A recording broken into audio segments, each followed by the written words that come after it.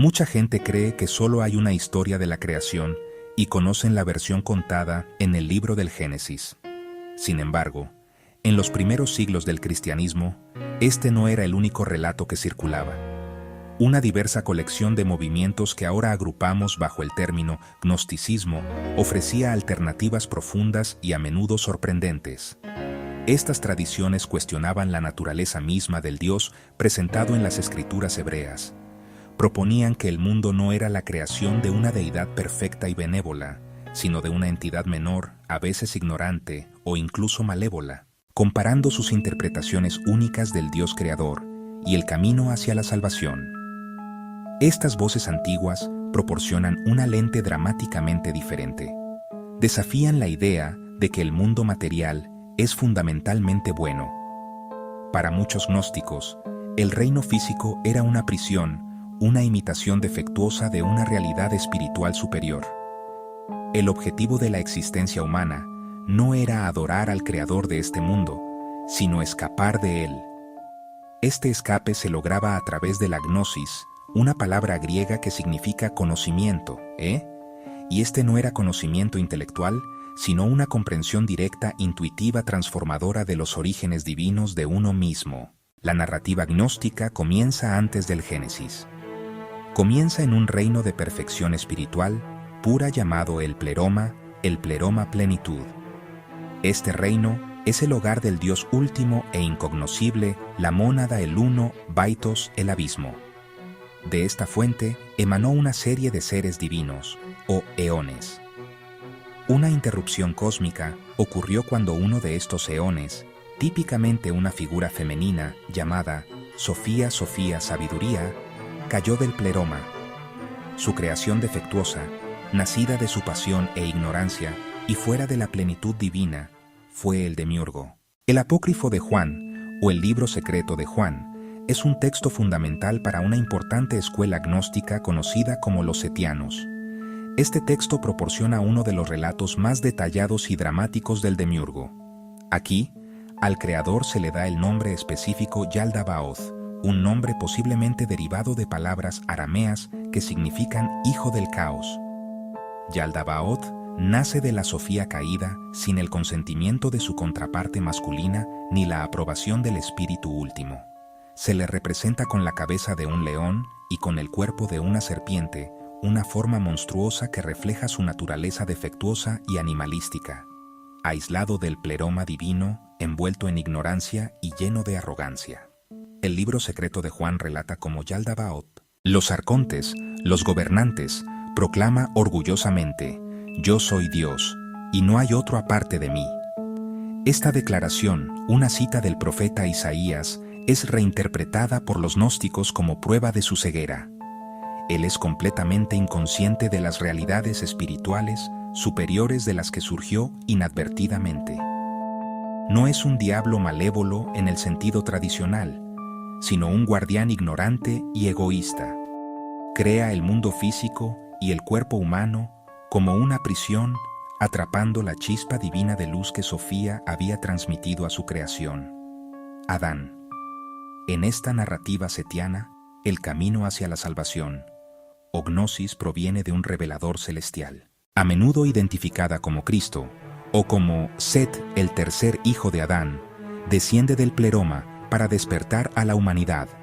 El revelador explica la verdadera cosmología, la existencia de la mónada, la crisis de Sofía y el humilde origen de su supuesto creador, Yaldabaoth. Este conocimiento empodera la chispa divina dentro de ciertos individuos para reconocer su estado ajeno en el mundo material.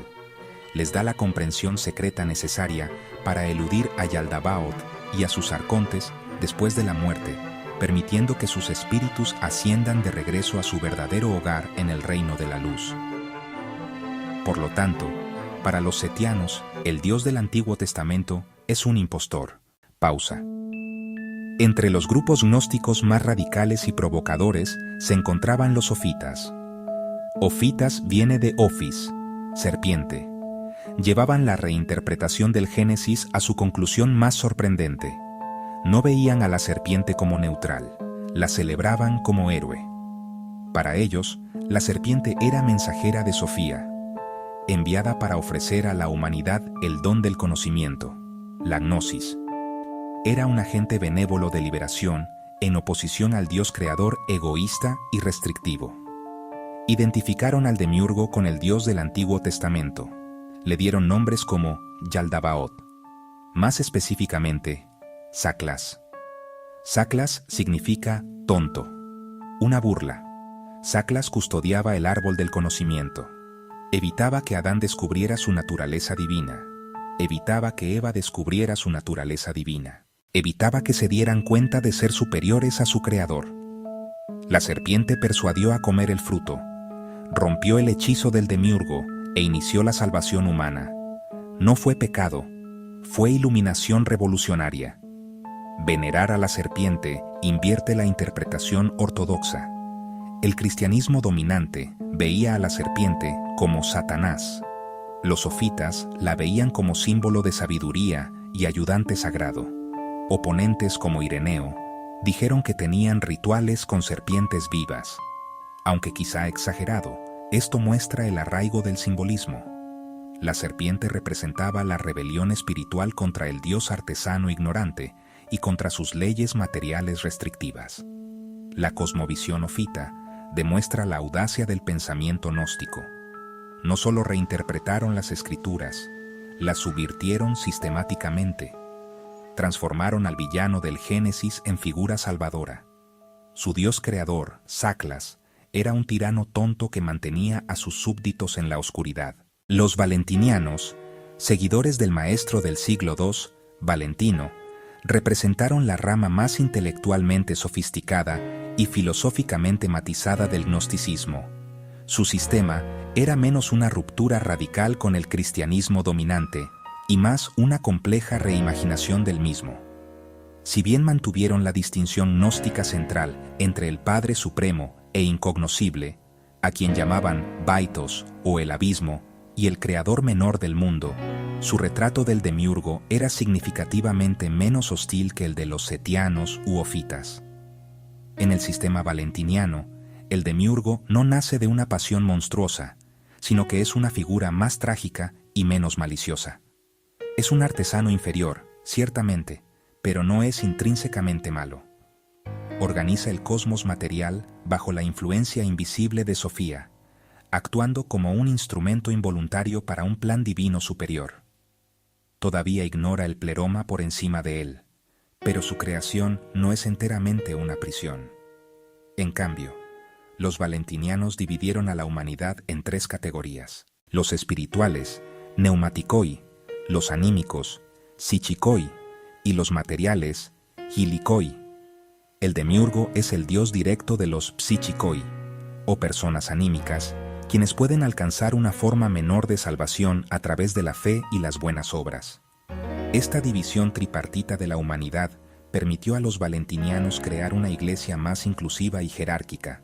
La gente verdaderamente espiritual, los gnósticos, estaban destinados a la plena reunión con el pleroma a través de la gnosis. Las personas materiales estaban condenadas a perecer con el mundo material. Pero el grupo intermedio, los cristianos anímicos, que representaban a los miembros de la iglesia dominante, no estaban completamente perdidos. Su fe en el demiurgo, el Dios del Antiguo Testamento, y en su Cristo, podía llevarlos a un paraíso intermedio, un lugar de descanso con el Creador.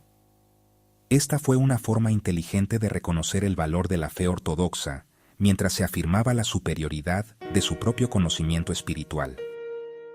El enfoque valentiniano fue, por lo tanto, más una sutil interpretación alegórica que un asalto frontal a los textos bíblicos. Más allá de los sistemas principales y bien definidos de los setianos y valentinianos, el mundo cristiano primitivo estaba inundado de una vasta variedad de otros textos y tradiciones, a menudo denominados evangelios apócrifos.